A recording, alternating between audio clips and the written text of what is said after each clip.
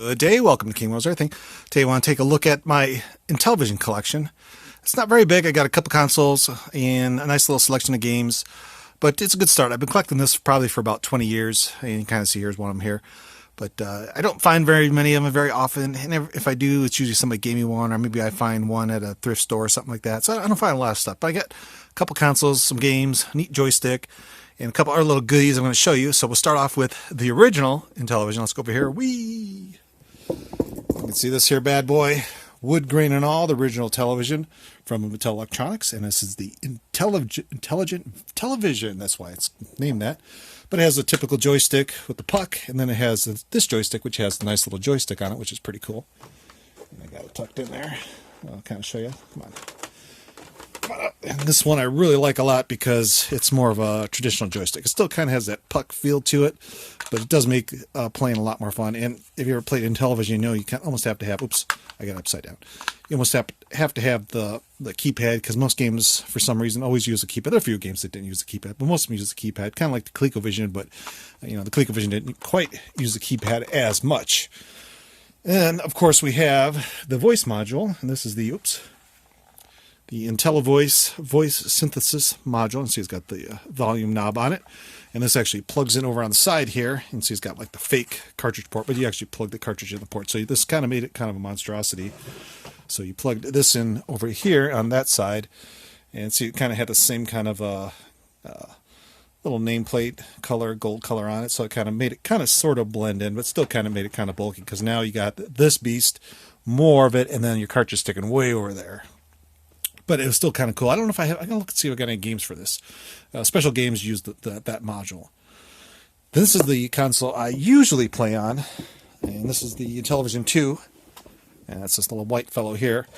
And you can see it's about half the size. It's white, and that's kind of what made it different. Really nice console. The difference between this one was probably cheaper to make, but it's still the exact same console. You see this is Mattel Electronics, and it's nice and white. And this one, the original one, had internal power supply. This one had external power supply. So that's how they saved a little space, by making the little power brick. Where's the power brick? I'll show you. This is the power brick down here. Let me get it out for you. Yeah, here it is. See the Mattel Electronics power brick. I'm still working on tidying all this up, kind of making a little more nicer, better space for the Intellivision. And if we kind of scroll in, you can see the game collection. We got a couple of Genesis games up there, but these were all, are these Intellivision games? They've got some ColecoVision games in there. Yeah, we got some ColecoVision. These are ColecoVision, but all these here are boxed ones. Some of these have never been opened. We've got a couple of games that have no stickers on them, so those are kind of mystery games. But we got the most fun ones. Frogger, Burger Time. I think there's Pitfall in here somewhere.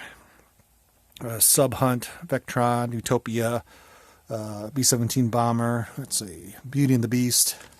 Oh, here's Pitfall, and it's actually really good on this console. Pitfall. They did a nice logo on there too. And Stampede. Let's see what else we got. Star Strike, Motocross, a little bit of everything. And then we got some box ones. Then also we have a box Donkey Kong. This is like the last game I got. I got it at Goodwill. I can't remember what I paid for it, but it's boxed, manual, and all that. So that's really cool to have a Donkey Kong. I like Donkey Kong. And then like these back here are the boxed ones. So that's basically my Intellivision collection. Not huge, but I got a nice selection of games. And it does kind of make it fun to kind of play these guys. Whoa! On the original console with the original joysticks. I think a lot of people, the emulation, usually don't play this on emulators too much, because it's you need a keypad, so you have to use a joystick or the keyboard and keys and stuff like that. And I'll show you. Let me grab an overlay for you. Okay, so here's like the little bag of overlays. These are just extra overlays I had, and you'll kind of see like I got a couple Star Strikes here. You see laser, direction, bomb. So you slide this in the controller, and that give you some more instructions. So especially like football, can you imagine playing football without this card? It'd be kind of hard, because each one did something a little different. So you can see they say run, kick, pass. I think these are your play. Select the play. So without this card, basically the game was almost unplayable. Same with a lot of these other ones. Let me see if I can find one more for you. Oh, here's triple action. I think this was baseball.